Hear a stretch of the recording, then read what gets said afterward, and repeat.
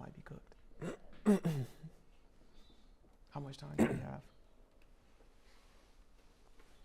Like a minute, not even. Oh. Hi guys, are we cooked? Oh. Dear God. I don't know if my ringer is off. It is what it is. You're chilling.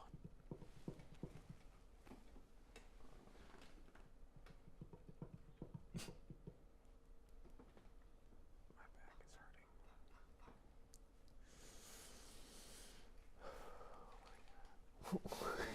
Okay. Okay. Q extra. How long we got till we go live? 1 minute. 1 minute. Oh, you got time to get done.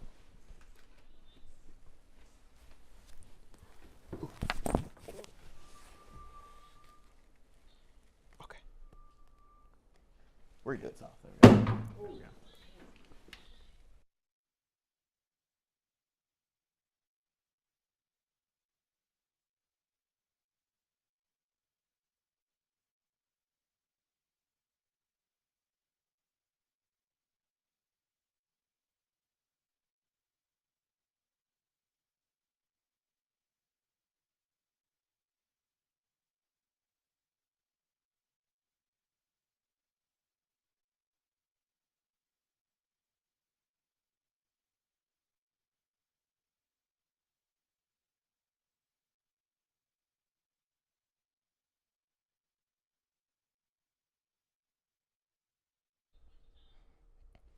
Tonight we have a special episode of GESR planned. There's a lot happening all over the NFL, MLB, NBA, and more. So we have a lot to talk about. Thank you for joining us. Golden Eagle Sports Report starts right now. Slam! Dunk! Oh, that's a poster.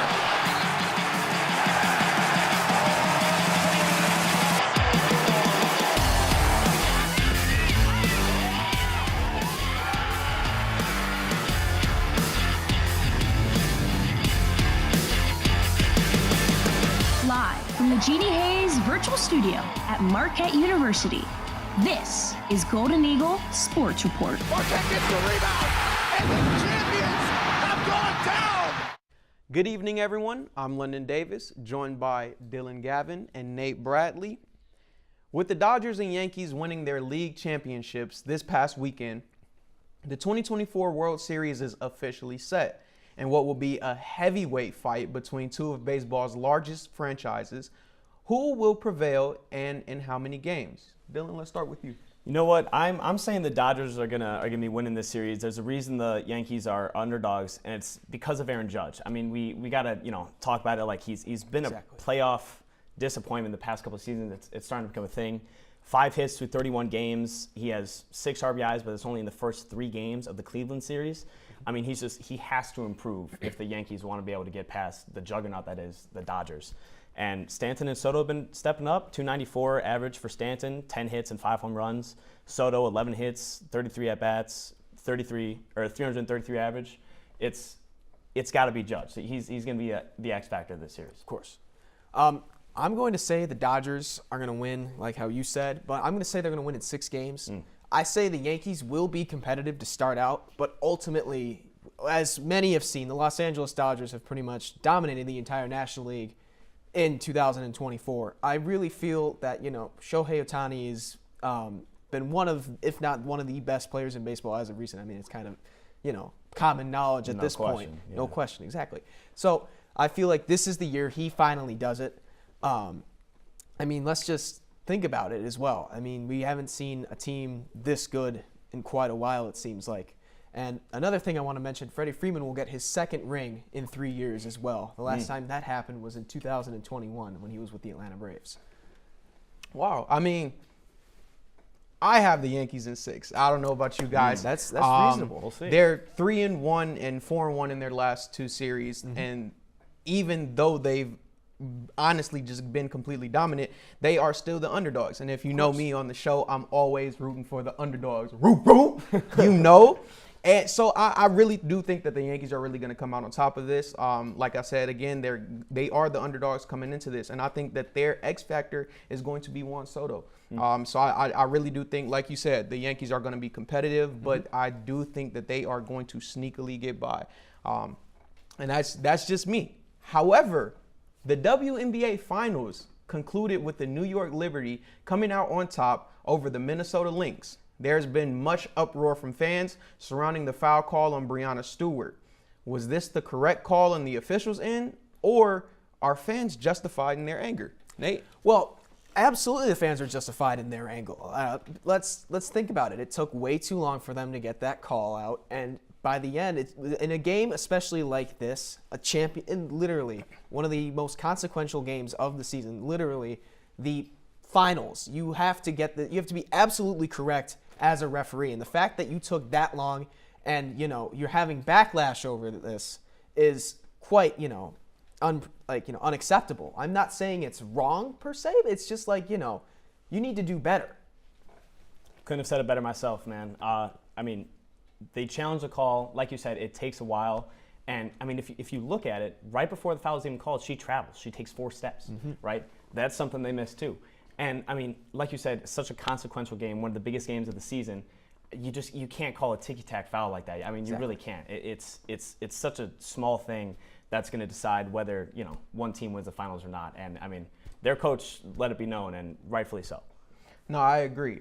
Like you guys said, they missed the travel call there, the ticky-tack foul. Nafisa Collier didn't shoot any free throws, and the Liberty had 25 to 8 free throw advantage over the Lynx. That is just completely unacceptable, especially given the fact that a player with as great of a caliber as Nafisa Collier, she takes 11 shots, right? And in 11 shots, she's getting free throws. Yeah. She's getting free throws all the time. And I really do think that is unacceptable. I think this is a good place for the WNBA though. Just moving forward, the fan interaction, this is what we want. We've seen this time and time again in NBA Finals games, and I think this is a good place for the WNBA, the banter, the anger, the rowdiness. But, I mean, all in all, it was a terrible call. Yes. And after a fluctuating offseason of players being traded and max contracts being handed out like Halloween candy bags, the long-awaited NBA season is finally here. Playing tonight are the New York Knicks versus the Boston Celtics, and later on, the Minnesota Timberwolves versus the Los Angeles Lakers.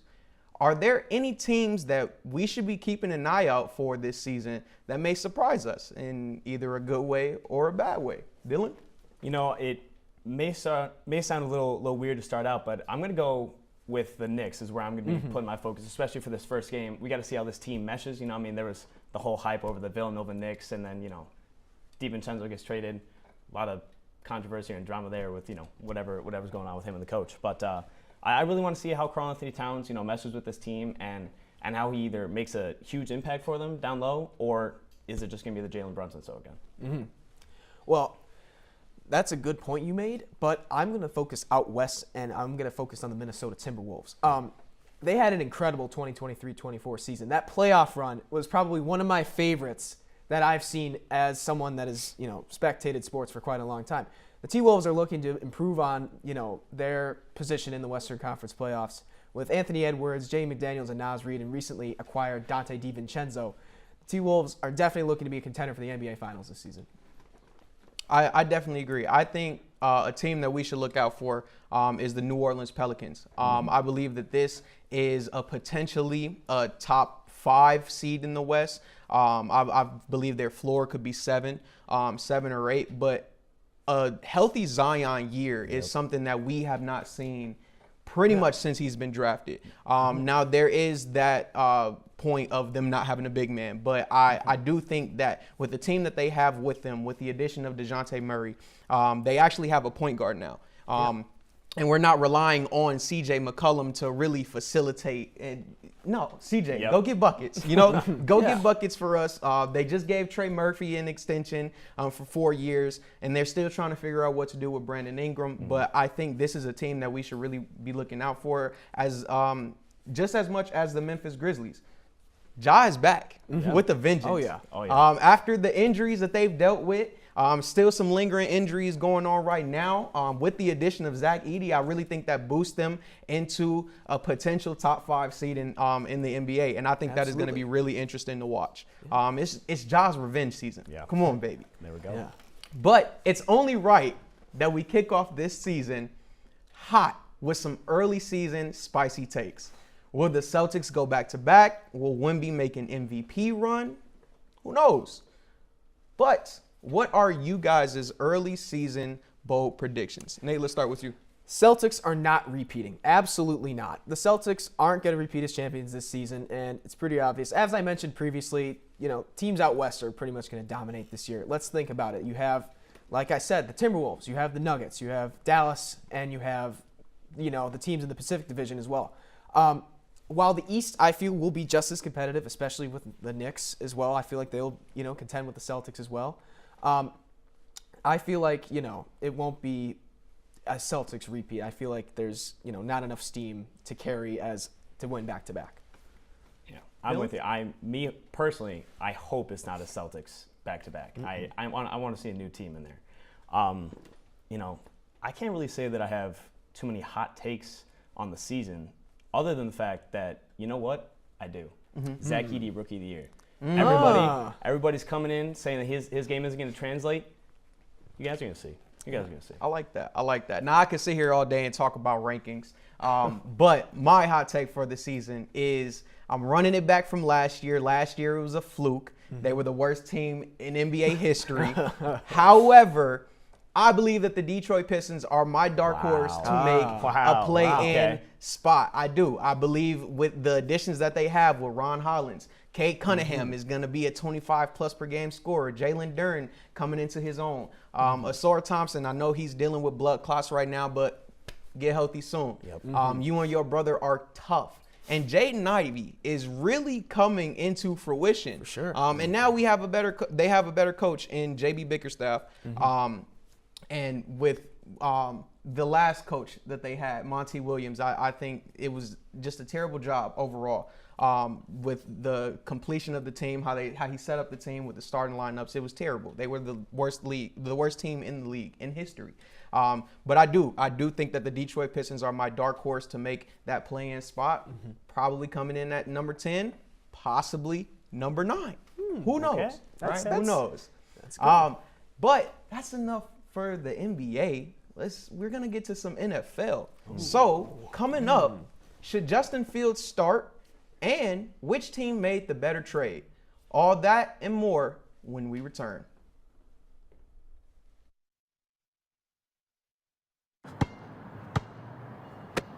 Bring it.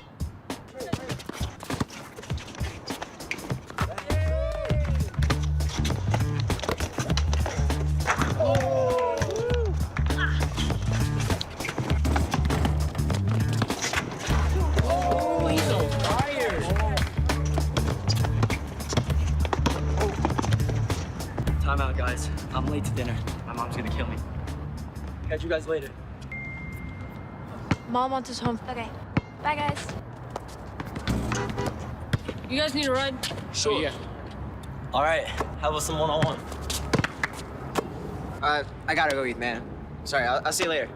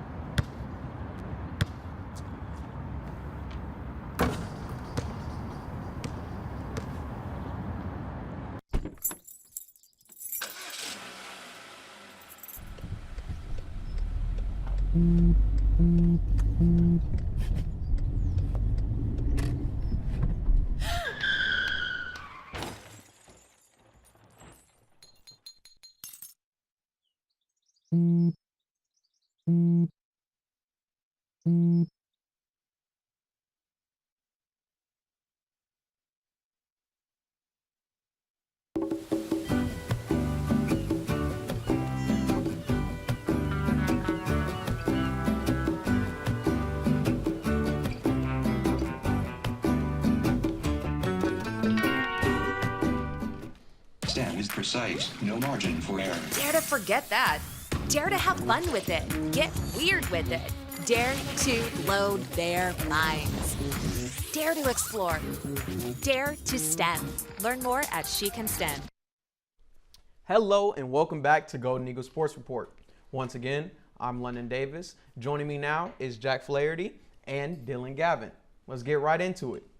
Now, despite the Steelers' 4-2 start with QB Justin Fields, Coach Mike Tomlin decided to start veteran QB Russell Wilson, leading up to their Sunday night game versus the Jets.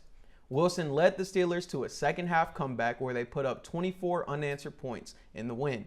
If you were Mike Tomlin, do you stick with Wilson or do you return to Fields? I mean, I stick with Fields. Actually, you know what? Scratch that. Wilson. I want Wilson. Wilson's coming off, not the best season in Denver. He's a 13-season vet. I mean, he's been in the Super Bowl. He's had that history of winning. Yep. What has Justin Fields done? Nothing. He's been on the Bears. That was a failed experiment. As much as I love this Justin Fields this year, I think he started off the season great, 5-2 record, not terrible. And all the losses were pretty close, but I think it's all Russell Wilson's, game. I think, he's one of the better players on that team, and I think if they want to make the playoffs, it's Russell Wilson. I'm with you. I think Russ should be starting. I don't know about all that Field slander, man. It's a bad situation. Even as a Bears fan, I mean, he's got the talent. We put him in a bad spot.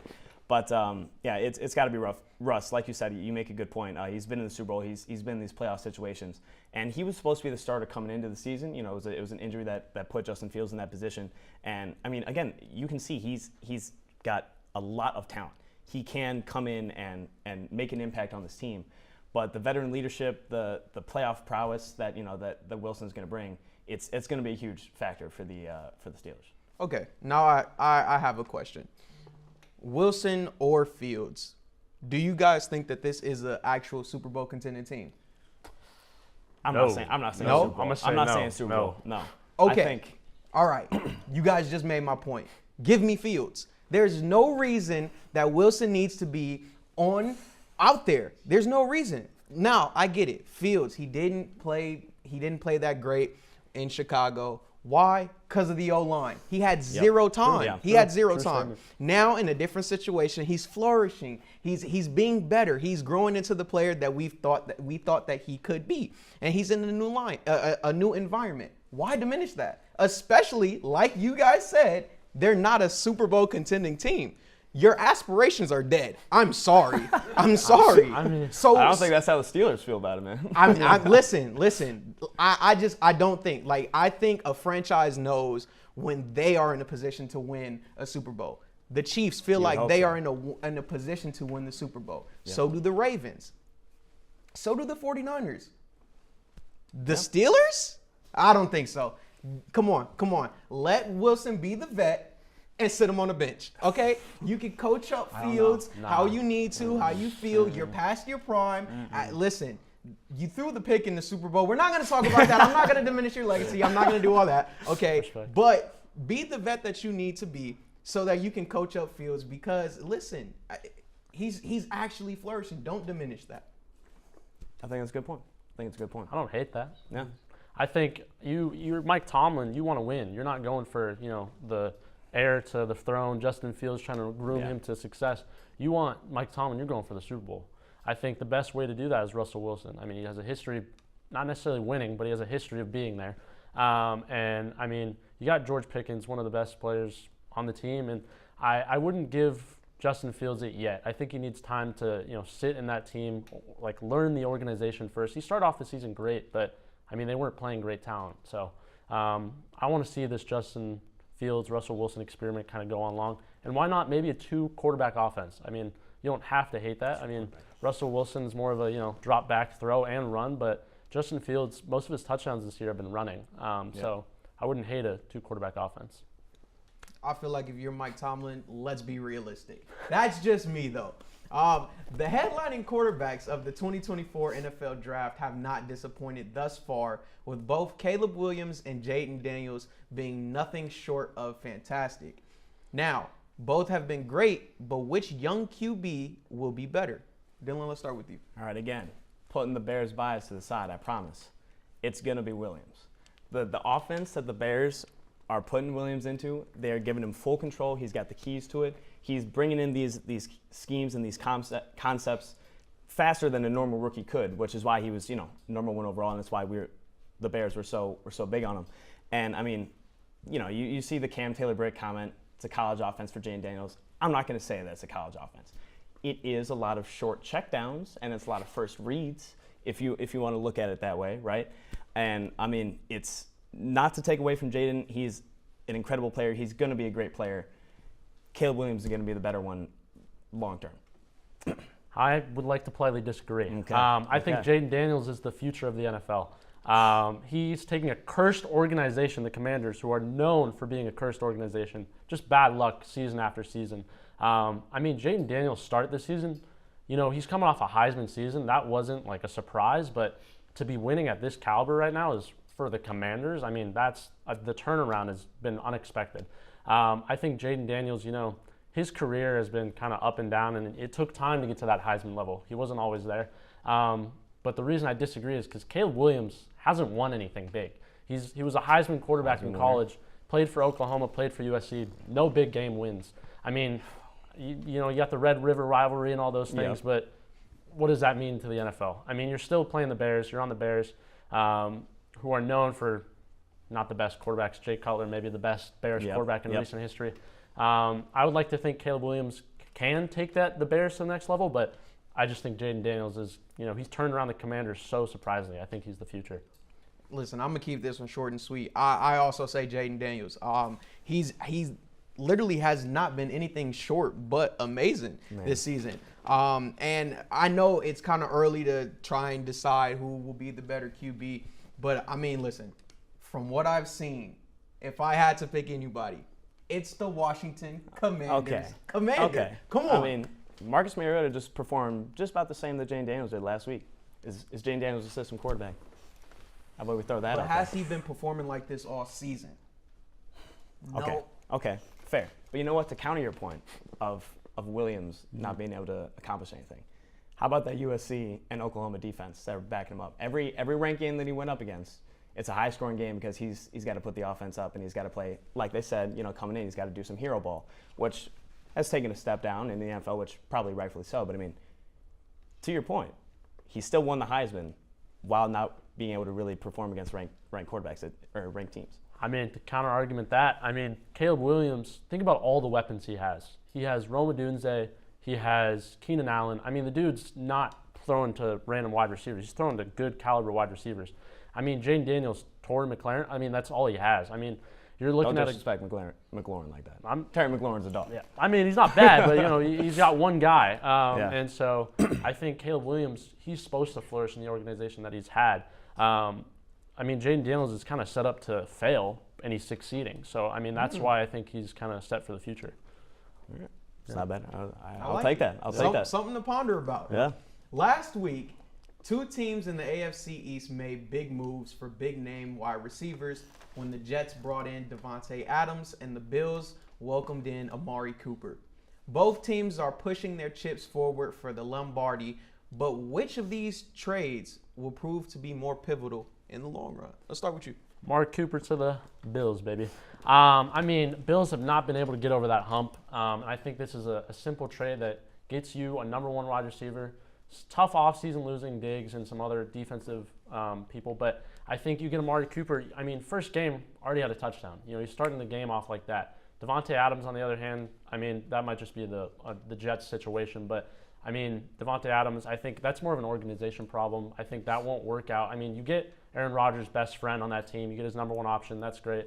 New York Packers, as I call them, because you get Lazard, you get all those guys. But, I mean, the Bills, you get a number one wide receiver. You get Josh Allen, a guy. And I think that could really make them have a Super Bowl push this year. Yeah, I'm with you. I think Amari Cooper, in the long run, that trade is going to be the better one. The Davante Adams trade, I know there's a lot of high expectations with it, with being reunited with Aaron Rodgers. I think it's just going to take time. It really is. You can package in a lot of different things now that you have another wide receiver one next to Garrett Wilson. Put Wilson in the slot. I mean, let him eat there. Let him Amon-Ra St. Brown it. Mm-hmm. And I mean, but longevity standpoint, like we're saying, they're trying to make a Super Bowl push.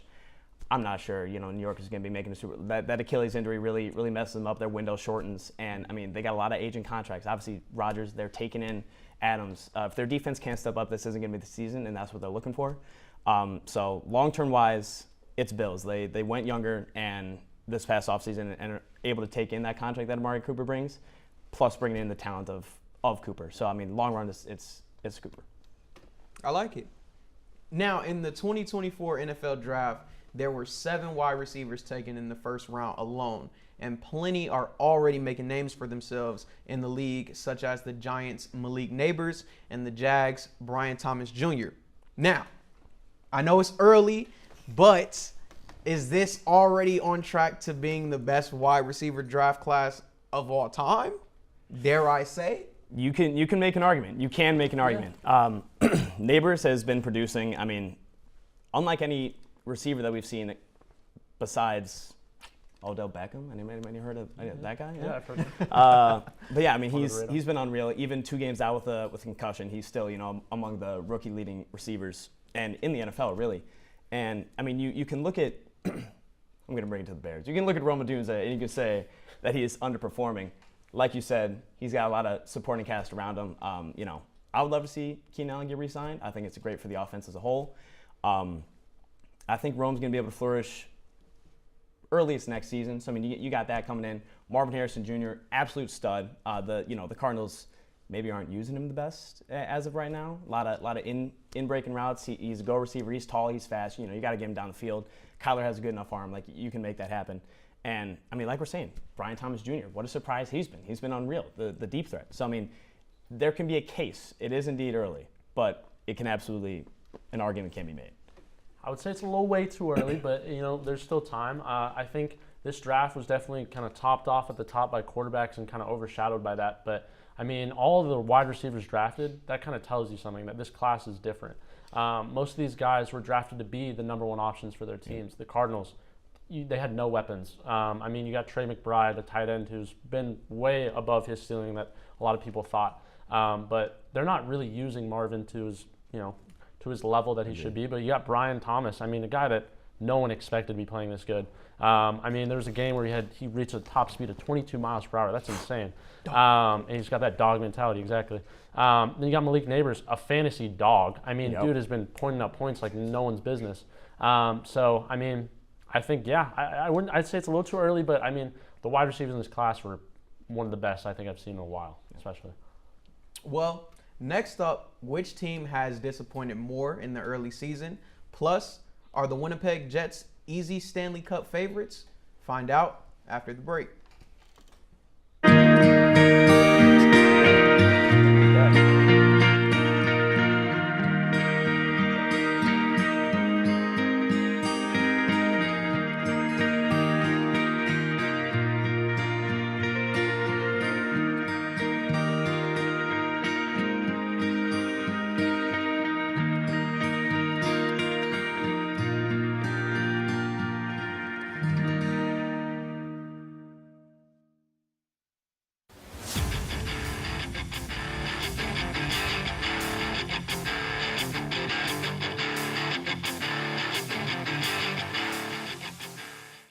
We discuss the latest news in the NHL. Joining me on the panel is Nate Bradley and Jack Flaherty. Let's get started. Now, last season, both the Oilers and the Avalanche were considered juggernauts in the postseason. Colorado lost in the second round, while the Oilers made it to the Stanley Cup final. Fast forward to 2024 in this season, and both teams are really struggling at the start with some poor losses. But which team has had the most disappointing start? Let's start with you. Oh, I'm going to say the Edmonton Oilers. Their fall from grace is definitely the worst of the two, let's be honest. While many were expecting the Oilers to continue to do good this season, I'm just going to be completely honest with you guys. It seems like they still haven't recovered to their Stanley Cup loss against the Florida Panthers. I'm looking to the Oilers and I'm saying, you lost last year. Let's bounce back. Let's come to the season with a new mindset. Nothing's happening. I mean, but on the other side, I would say the Avalanche, I mean, their goalkeeping has been horrendous. I mean, it's kind of disappointing to that point. But I would probably have to say the Oilers on that standpoint. You're in the Stanley Cup. You got to play to that level, and it's just the start of the season, but it's a long season too, and I think it's a little too early to take a hot take like that. But, I mean, I think the Oilers have time to bounce back, but I think right now they're playing way below than they should be. For sure. I mean, if I had to go anybody, I would say it's the Avalanche. The Oilers, I believe they just are underperforming. You know, you make it this far, new season starting, and now it's just humps that we get over. You know what I'm saying? Back into the motions, getting back into everything. But like you said, Jack, Avalanche is goalkeeping is absolutely horrendous. Like, it's nefarious work that they are giving up almost 6 goals. I think that's Terrible. actually just terrible. Yeah. For sure. But 2 weeks into the regular season, and the Winnipeg Jets are the lone undefeated team remaining with a record of 5-0. The Jets have arguably the best offense in the league, along with the best goaltending. Now, the question I'm posing, what's stopping the Jets from winning their first Stanley Cup title? One word, the Panthers. I guess that's 2 words. But I'm going to have to say the Winnipeg Jets. Their goalkeeping is amazing. I mean, the way that the goalie's playing for them it's crazy. I think their offense is, you know, they have the future of the NHL on their hands.